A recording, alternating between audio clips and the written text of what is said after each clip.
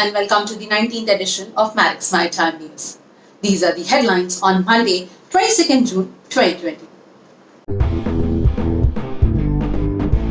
Will the Indo-China Standoff hit the Indian logistics sector? Stalwarts share their views. Unsafe pilot ladders under a spotlight. Chartered flights operated by Masa and FOSMA to transport 4,000 seafarers by June end. Container shipping industry hit hard by the coronavirus pandemic. And now the news in detail. The possibility of a broader armed conflict between India and China is rather unlikely, despite the escalation in the recent border clashes high in the Himalayas that led to the casualties for the first time in more than 4 decades. However, India is most likely to impose severe economic sanctions on China and will probably subject Chinese goods and services to steeper trade barriers and heavy import duties. Will this move negatively impact the logistics industry of India if both the maritime nations become engaged in an economic standoff? Marex spoke to the sector's stalwarts. Trade wars, sanctions and warlike situation will certainly lead to higher challenges and shrinkage of market, which we again have to look in the perspective of already weak economy, the slowing markets and the challenges because of the pandemic. These are times when all the logistics service providers, the government and the customers, namely the producers, manufacturers, importers and exporters, have to come together and deal with all these challenges together. On short term, certainly there will be challenges, but on medium term, we will have bigger challenges. However, in long term, if we work collaboratively, we will have created new opportunities. After all, entrepreneurship is about creating opportunities out of adversity. We have seen 3 dimensions of global slowdown: the weak economy, the pandemic, trade wars, sanctions and the warlike situation. We have to also look into the 4th dimension, which is the digitization, the 4th industrial revolution. 10 years from now, 90% of the jobs as they exist today won't exist. They will be replaced by robots, bots, mechatronics, robotic process automation, machine learning, artificial intelligence. However, new opportunities are created in this disruption.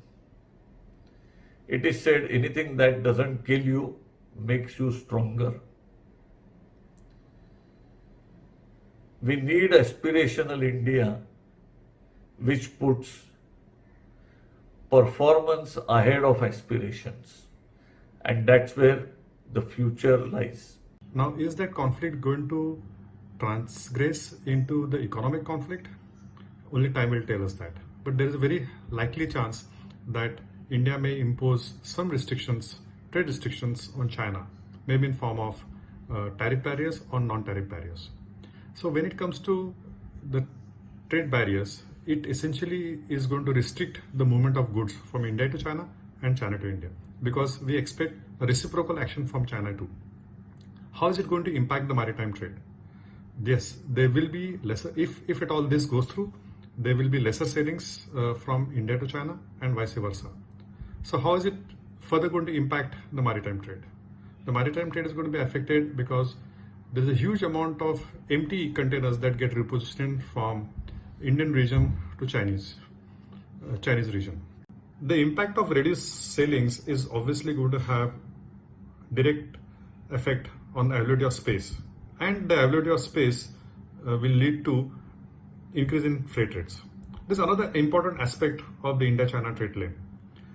The services which ply from India to China also have Mid East, as in Dubai Upper Gulf ports as part of the string.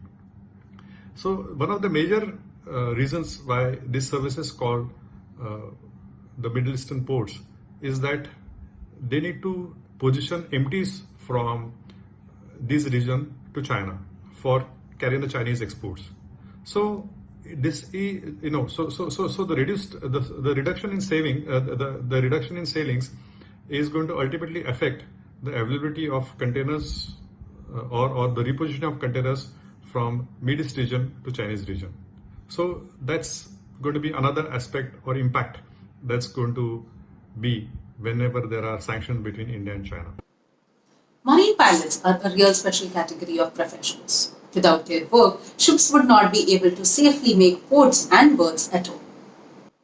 But is the importance of the pilot's role being undermined with many cases of unsafe pilot ladders that the ships provide for a pilot's embarking and debarking? The All India Marine Pilot Association, AIMPA, says that up to a stupendous 60% of the pilot ladders do not comply with the safety requirements and can be dangerous and even fatal for the pilots. Marex sought the opinion of a cross-section of the concerned individuals. Pilot ladder safety has become a major cause of concern for shipping today. The pilot ladder rigging and the maintenance of pilot ladder is a part of seamanship skill. Recently, IMO regulation required pilot ladders to be manufactured ashore and to be certified by the manufacturer as well as the class society. Having done this, the crew is not aware as to how to rig pilot ladder, how to maintain pilot ladder on ship, and this is causing a major concern because if the pilot ladder is not safe, then the person boarding through the pilot ladder is not safe.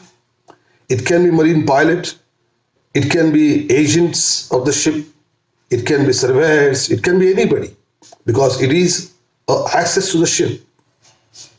We as AMPA are creating a lot of awareness through a campaign to the governments, administrations, and also to companies, seafarers regarding the pilot ladder rigging, upkeep, maintenance, and the importance of it to save somebody's life. Mostly the reason why a ladder which I board becomes non-compliant is all very simple and overlooked minute details of the IMO ladder regulations, and these are it's very easy to correct those mistakes and just pay a little attention to those details mentioned in the IMO regulations. Now, it is our duty and it is to ensure that the life on the ladder, hanging by that ladder, gets on board and disembarks safely. It's not just the pilots who use the pilot ladders, but any life, every life is important. Now, that's being said, safety has to be an attitude, it has to be a habit, and it has to be incorporated in our everyday life. Now, for this, we need to do two things. The main solutions to this problem would, from my opinion, is that we will have to increase the awareness and the knowledge among the crews of the world as to what is compliant and what is acceptable, safe, and what is not. Now, and the other thing is for the pilots, for my own community, to take safety seriously and to visually inspect each and every ladder they board and to report non-compliances and refuse boarding non-compliant ladders, because once we take this seriously and when we report, some action can be taken and this should be done. Because as of 2019, we are still losing lives each year, and that is so not acceptable. It is very unfortunate. So as the solution, as my simple solution, I would like that we have better trained personnel on board and that the pilots are empowered to take this decision of not boarding ships which are having a non-compliant ladder.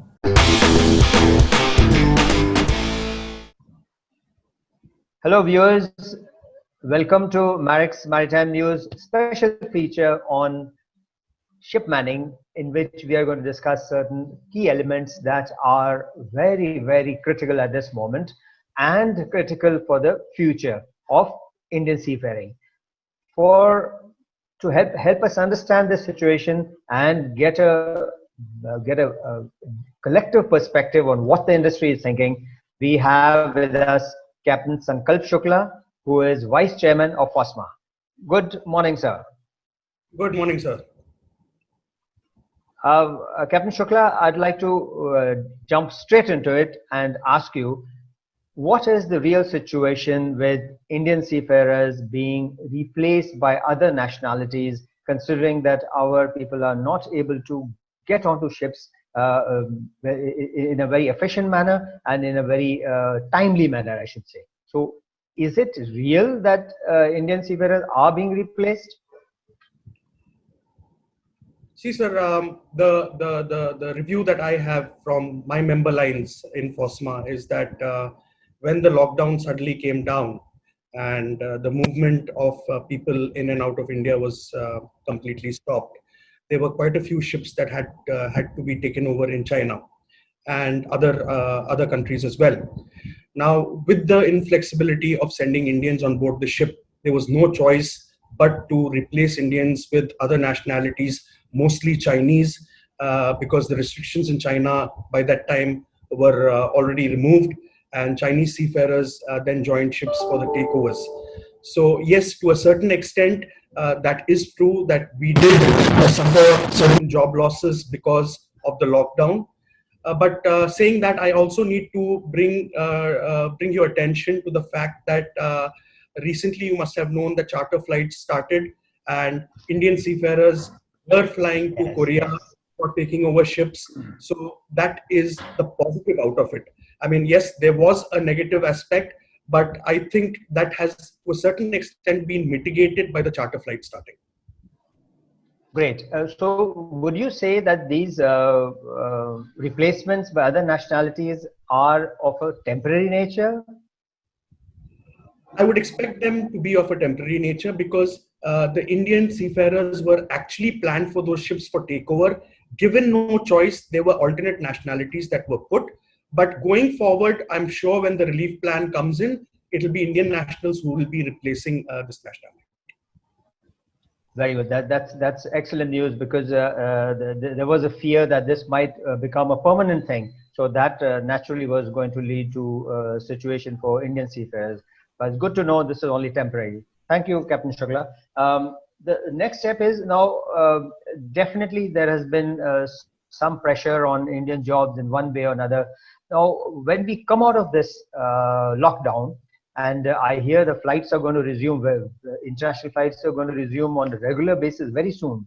That's great news. But when we do come out of it, are we looking at putting together some special effort to increase the jobs for Indian seafarers? In fact, it is great hearing that international flights are going to resume, because we've been working day and night for the charter flights. But we have already sent a message across to the industry with the charter flights starting that Indian seafarers are available. There are still a lot of restrictions on other nationalities when it comes to traveling and joining ships and things like that. So that is a positive for us. The shipping community now knows that India is a place that they can look at actually sourcing crew for their ships. In fact, there have been certain cases where there have been other nationalities that have been unable to actually send out their crew, and Indian seafarers have stood up to the occasion, taken chartered flights and joined. Great. So it is already work in progress. Yes, regular international flights would make it that much easier because of the restrictions of the number of seats that we have on the charter flights.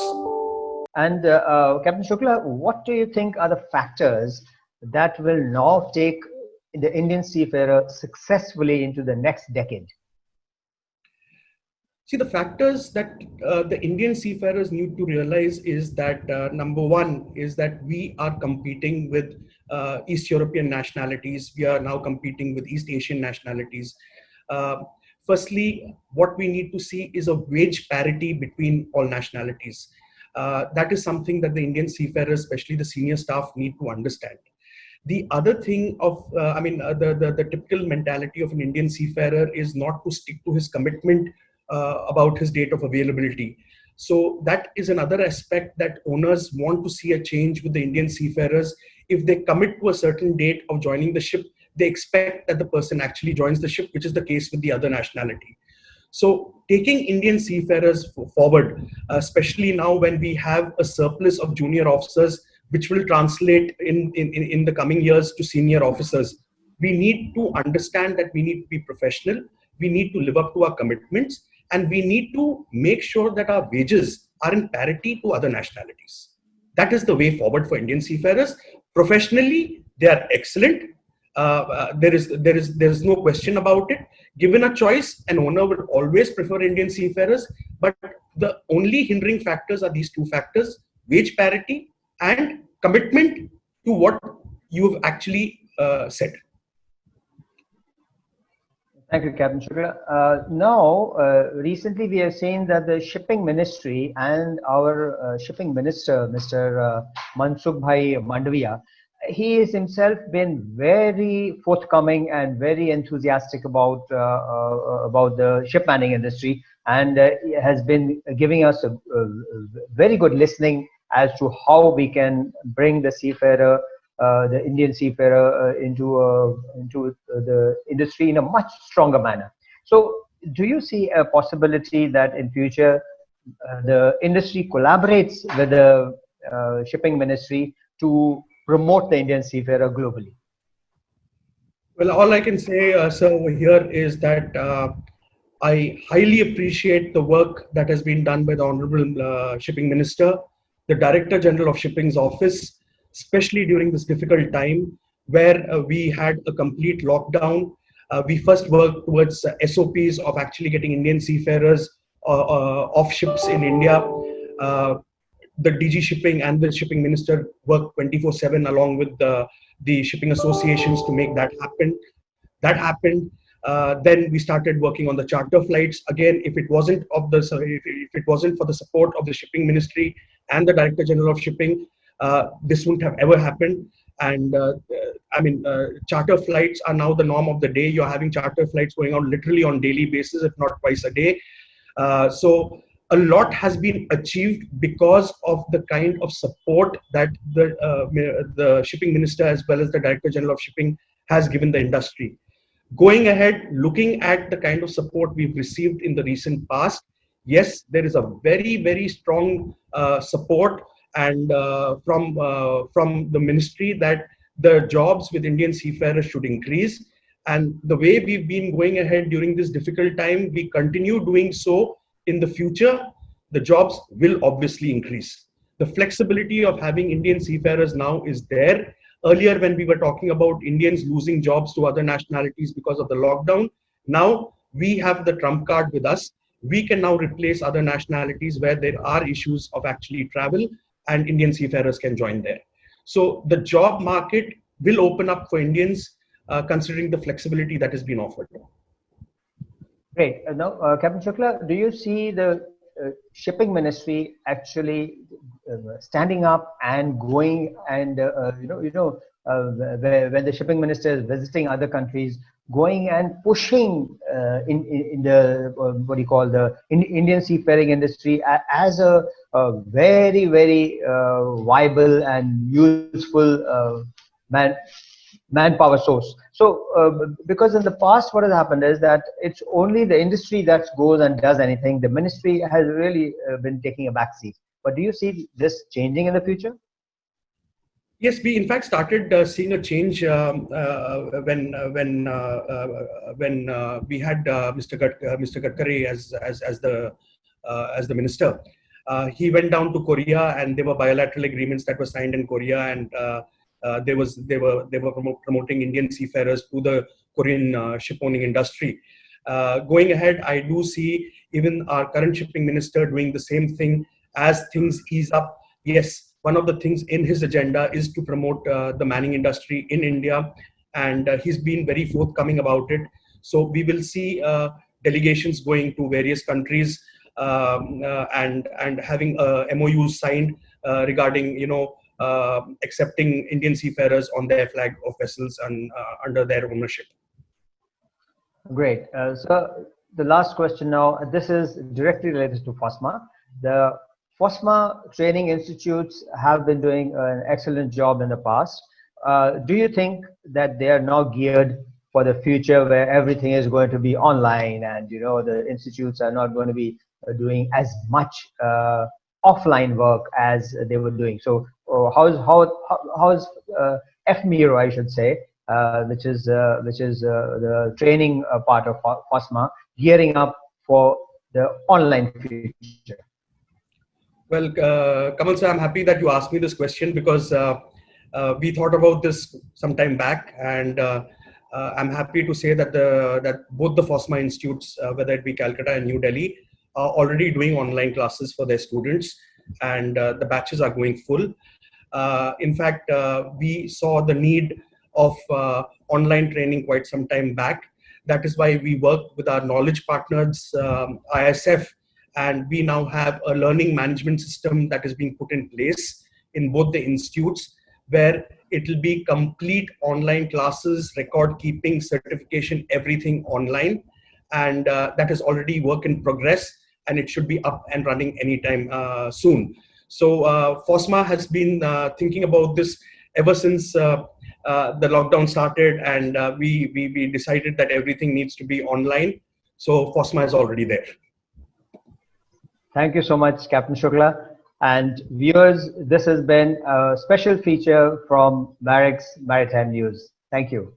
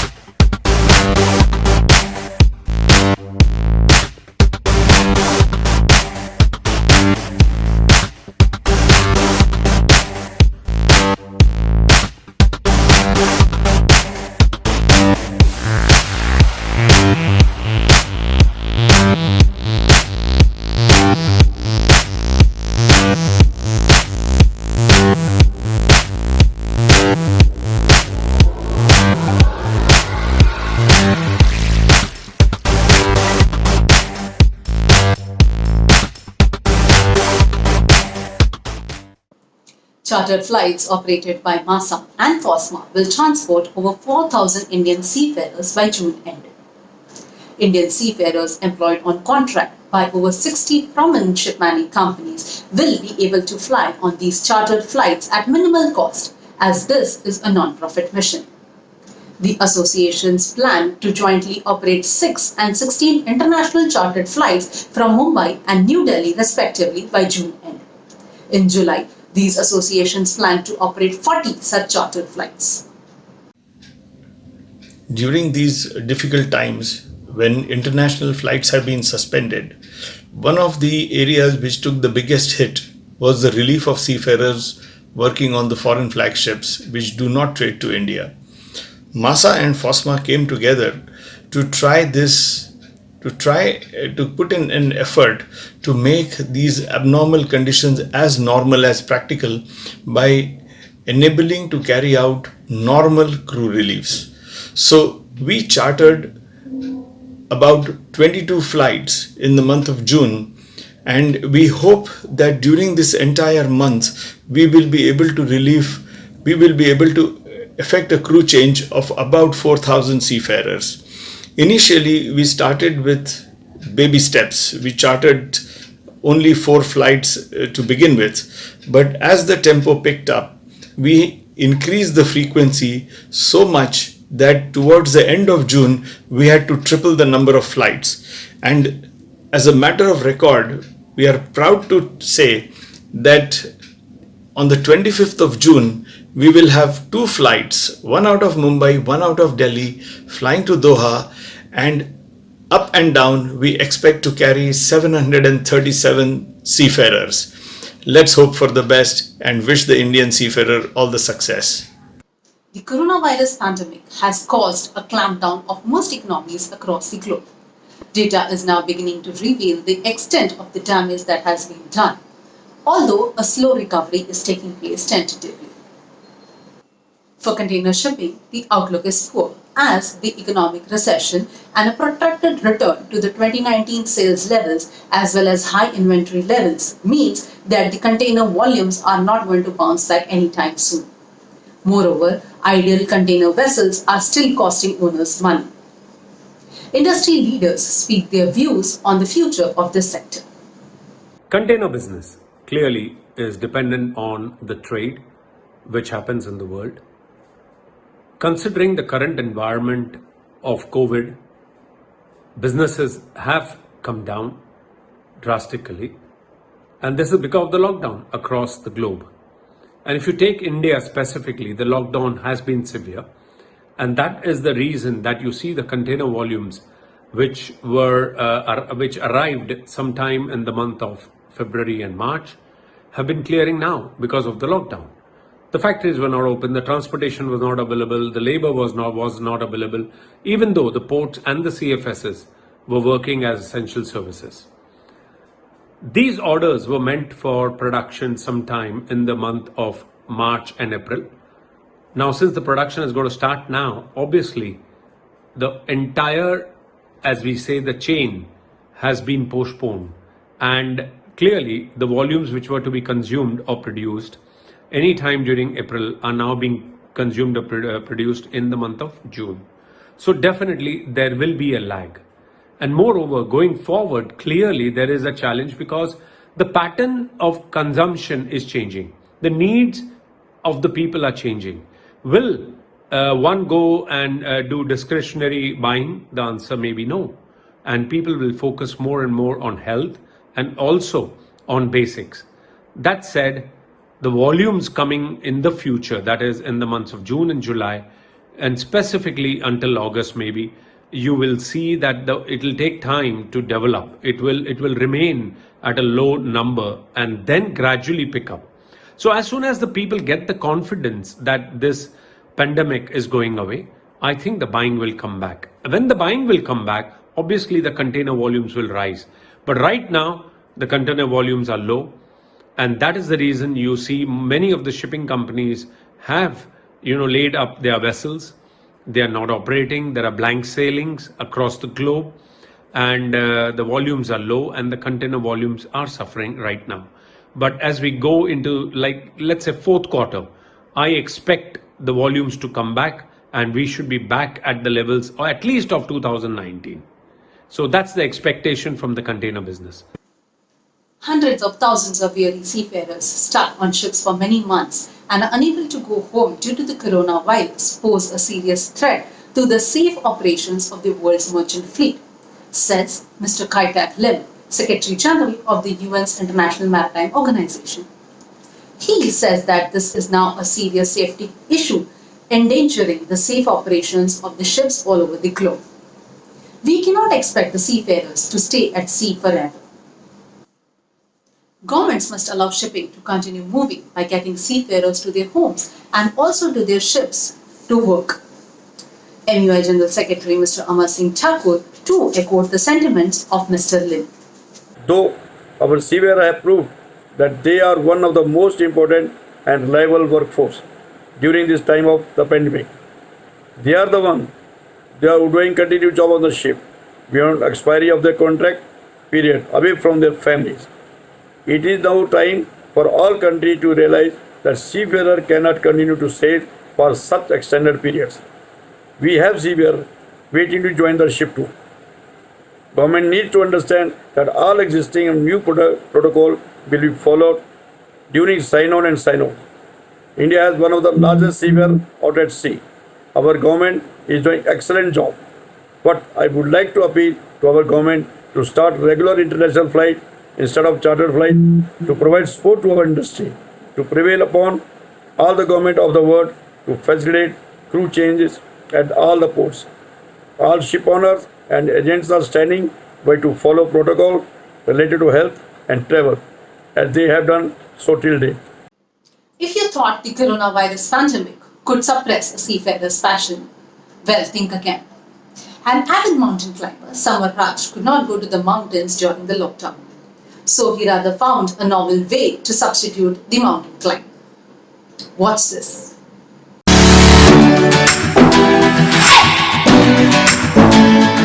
Hello, my name is Samar Raj. I am a day cadet.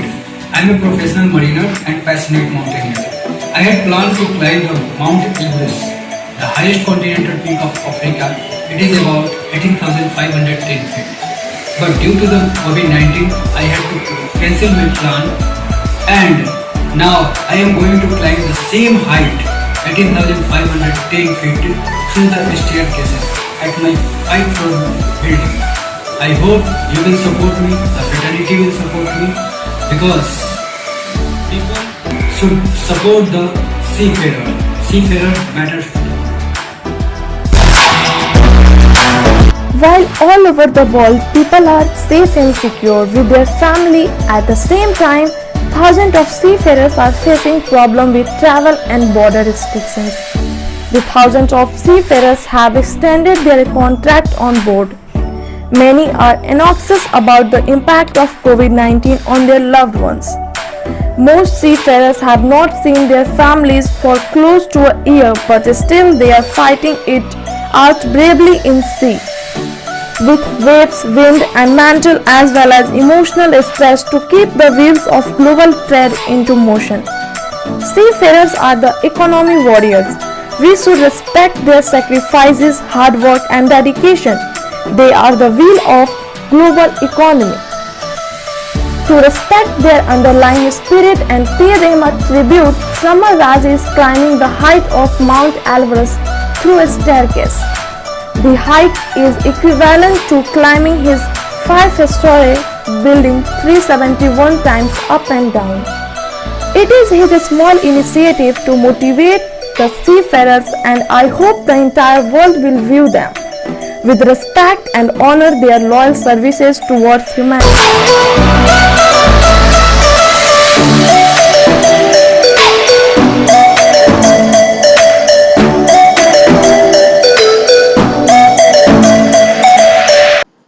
A cruise and maritime voyage crew member, Mr. Krishna Kumar Palan, a resident of Tamil Nadu, who was employed in the kitchen on board MV Astoria, a ship docked at the port of Tilbury in the United Kingdom for the past 100 days, died after he suffered from a cardiac arrest on June the 17th.